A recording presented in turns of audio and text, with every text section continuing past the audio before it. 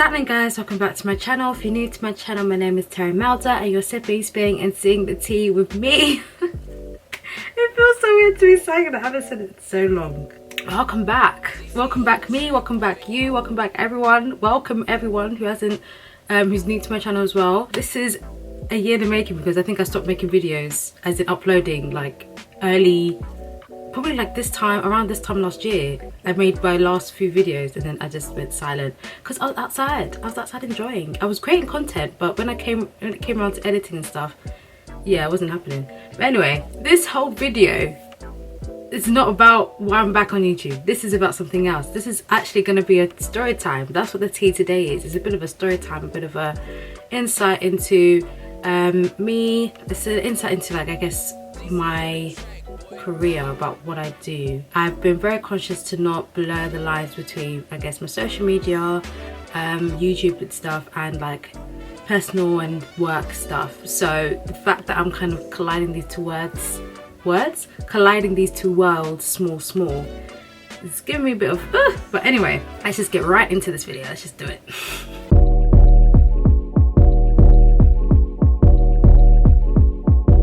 Okay, so I hope I won't be talking here for too long, but this is just I guess for those that don't know or do know, I'm a 9-to-5 corporate babe. Yep, I've been for a few years now, and I kind of wanted to give you an insight on my journey into, I guess, the role that I'm doing now. I won't give too much about what I do, and please note that whatever I say, whatever I have said on my channel is not affiliated with the company I work for. I'm not trying to get caught out here. I'm not trying to get caught slipping. So that's why I thought, let me put that small disclaimer there. In any case, I guess my road to this kind of started just before uni. Just for clarity, the reason why I'm sharing this is because my journey isn't like a typical journey, and I thought that maybe other people might want that insight or find it helpful, just to know that even though your route to wherever you end up isn't conventional, kudos to you. Proud of you. Okay, be proud of how you got there, because seriously, I have not imposter syndrome, but I have days where I feel like, how did I get here? Like, how did this happen? I get inside my head, and I'm sure many people do feel that way as well.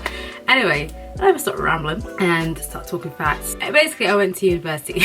I initially wanted to do economics and French because I had an interest in economics, although it took me a minute to get my head around economics at A-level, but I was interested in economics. French I was doing at A-level as well, and I was continuing my French studies so I could apply it, and I thought by combining those two subjects it will give me opportunities to work abroad and not necessarily have to be based in the UK. That was my idea behind it.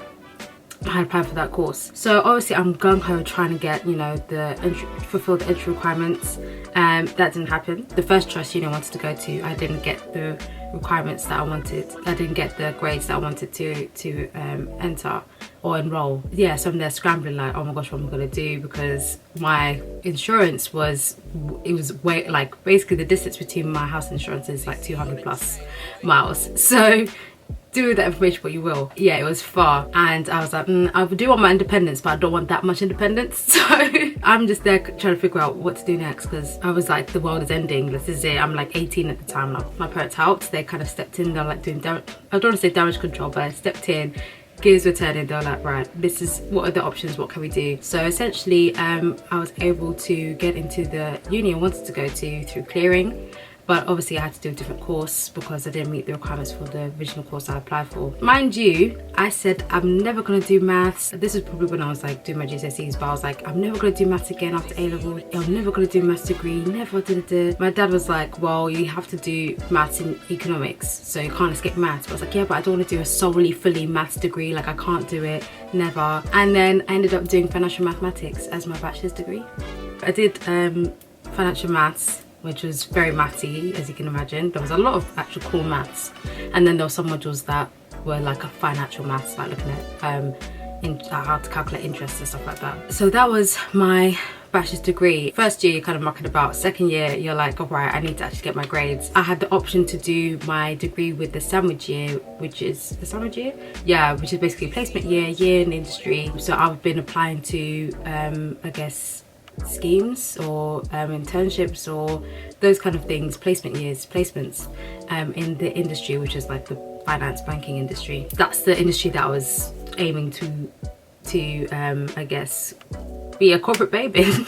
That was the industry I was aiming to get into. I'm there scrambling, like basically applying. Some cases I wouldn't get anything back, or I would get a rejection email. Some cases I would get to the assessment or the situational stage where you kind of do the online test. That would come back unsuccessful. So I'm there basically putting in work. It was like almost a side job alongside my uni work to apply and get a placement. Unfortunately I was unsuccessful, and so I was just like, what am I going to do, because the only chance I have is post uni, as in to get a graduate scheme. But whilst I'm doing my revising for my end of year exams, I have like a moment, like an epiphany almost. I was like, you know what, I'm going to do a masters.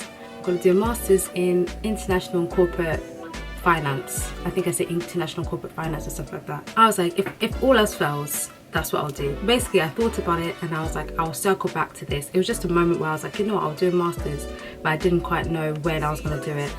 I just had like almost like an epiphany, so I kind of put a pin in it and I said I'll circle back. Now we're getting to third year, same thing again. I'm trying to apply for graduate schemes. I'm going to you know, career fairs, asking recruiters like, what do I need to do in my application to prove successful, or to, you know, get some traction. They're giving advice. At the time, because of how my second year played out, I had to do a couple of resets. I was like, it's not looking too great in terms of my expected grade. So I said, what if I get a 2-2? Like, how does that look? I think one even suggested don't put it on your CV, or was that when I was doing my masters? But anyway, they were like, ooh, you could just tell in their face that if you don't have a 2-1, kind of screwed, which is very unsettling and upsetting to like hear. It's very ingrained in you that if you don't have a 2-1 or first, your life's done. Like, you're not going to get a job, you're not getting anything.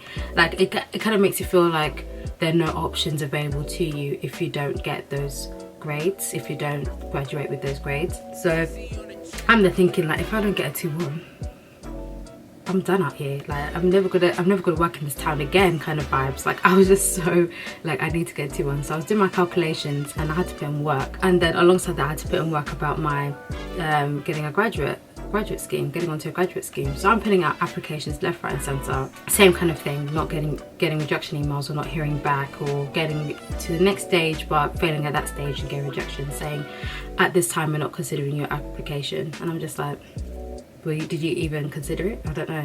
It's kind of dawning on me that I'm not doing a graduate scheme, and also it will be a huge feat if I was able to get a 2-1. Like, I'm putting in work, but I just don't know how, because my course was 80% exam and 20% coursework. So even though we're getting bare coursework during the term, that's only counting to 20% of my final mark. It's the exam, and sometimes the exam can shag you, which is what happened to me second year. A couple exams, just, I thought I was prepared. They took me out. It's not like they had me in the first half, not gonna lie, no, they took me out. They took me out. Yeah, it's dawning on me that, yeah, it's gonna be a huge feat for me to get the 2-1 that I wanna get, and also it doesn't look like I'm getting a graduate scheme. So I'm talking to my dad. Obviously I'm obviously in contact with my parents the whole time, but I'm on the phone to my dad, like, he's checking in saying like, how's it going? You're applying for graduate schemes, how's that going? And I was just like, truthfully, I'm not sure if I'm going to get one because I've applied, I haven't got anything back. So I kind of broached the idea with him. I was like, well, I'm thinking I might do a masters after I graduate. And he's like, oh really? Mind you, I said I would never ever do a masters. I said I'll never do a masters. I think my dad asked me one time, this is probably around the same time I was saying I'll never do a master's degree. He was like, so you wouldn't do a masters? And I said no, like, I've been in education for how many years? Like, I can't do another year of education. No, I'm not doing it. Anyway, so I said, yeah, I'm considering doing a master's in international and corporate finance. And he was like, okay. So it's the first time I kind of said it aloud to anyone in my family. I was like, yeah, I'm gonna look into it and see what the I guess the costs and what the course entails and all of that stuff. But I'm thinking, like, if I don't get a graduate scheme, I might have to do a master's just to make myself a bit more marketable amongst other candidates. So essentially, when it came to the end of my bachelor's degree, I graduated with a 2-2. I was 4% off a 2-1, which is annoying because I knew exactly what exam would have taken me over the edge. If the exam had gone the way I wanted it to go, I would have got a 2-1. But because it didn't, that's what I mean. That exam played me. It played me. Oh my gosh. I remember when I realized that that exam would have been the one that took me the 2-1, I was fuming. But anyway, so I was like, okay, I graduate with a 2-2. I was still in the house that I was living in for uni, because we had it for the summer. In between that time when I found out the results and graduating, I was like, well, I got a 2-2. I think I'm gonna have to seriously look into doing a master's. I did all my research. I started looking at London unis like LSE, UCL and stuff, because I was like, if I'm going to do another course, if I'm going to do another year, it's either I do it at the uni that I am now, or I do it in London so I can commute to my lectures. It's one or the other. I'm not moving to a new part of the UK to kind of and try and understand more about the area, learn a new area. No. I'd rather go somewhere that I'm familiar with and that be that. So ended up staying at the uni that I went to. I think more looked into the course. I think international corporate finance wasn't really, I think that was more so to do with the unis I was looking at in London, but the ones that I was looking at the current uni I was at, it had corporate finance in it, but it was under a different name. Wait, no, it had corporate finance as a module, but the course was different, and it had modules that I was like, oh, actually that might be interesting. We ended up doing international banking and finance. So I applied for two courses within the same kind of faculty: international banking and finance and international accounting and finance. I even went to the administrating office. I think the admissions office, I think I just sent him a quick email. I was like, oh, can I just stop by and just talk to you quickly? And I went with my transcript and I said, look, like, I want to do this course. This is what my transcript is saying in terms of how I was performing with my course, because obviously they look at your transcript and it's like, well, if you're flaking, then you're not coming in.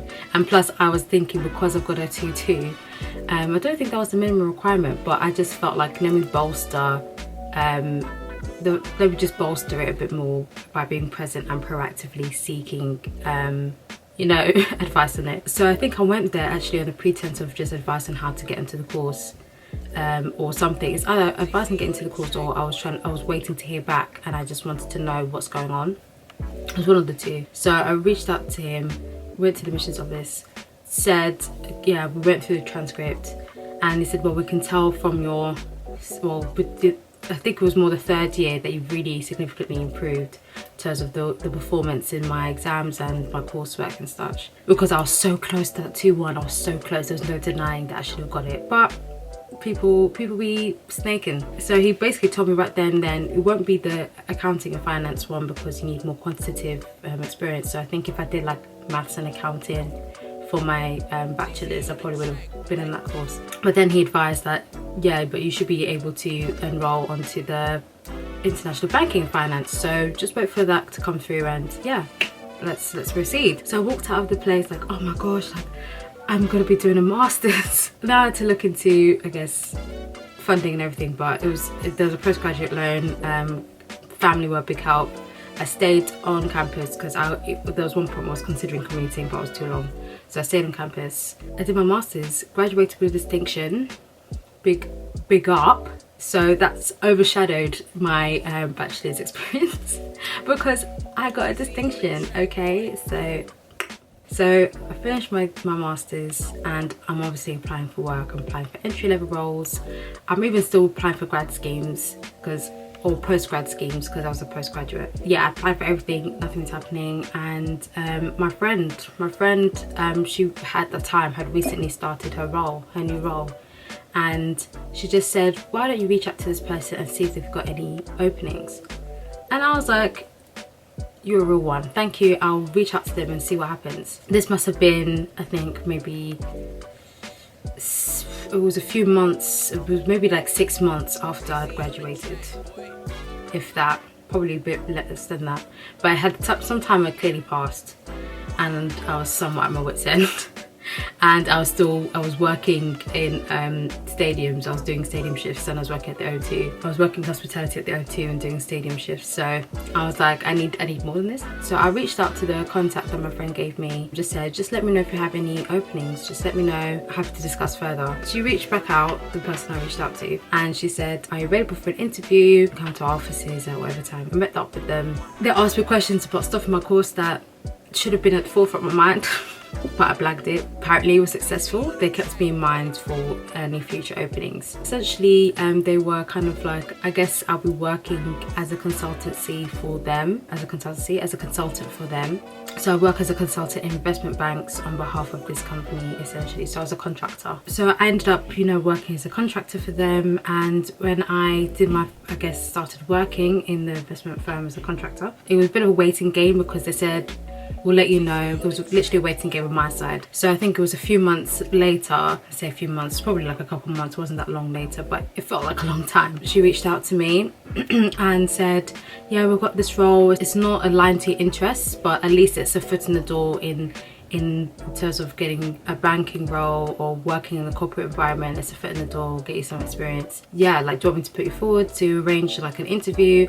And I was like, yes, you know what, it is what it is. I'm fine with it. Just set it up. Like, I was very much appreciative of her efforts because I was like, just let me know whatever it is. And she knew that, because I think from our discussions that she knew that what my interests were, obviously, because we discussed that. And she knew that, yeah, this is not exactly what she wanted, but you know what, let me give her the opportunity to decline rather than choosing that for me. And me being me, I was like, I'm gonna take anything I can because I beggars can't be choosers at this point. I had no other prospects at the time, so I was like, yeah, I'm for it, let's go. I interviewed at the company that I was going to be working as a contractor for. They liked me obviously, because I started working, I think it was like a couple of weeks after the interview. They were like, when can you start? I was like, ASAP. And yeah, I started working there. As I said, it wasn't aligned to my interests, but I was definitely a chance to kind of get my foot in the door, get some corporate experience, because I've never worked in the office before, hadn't had any kind of corporate experience like that.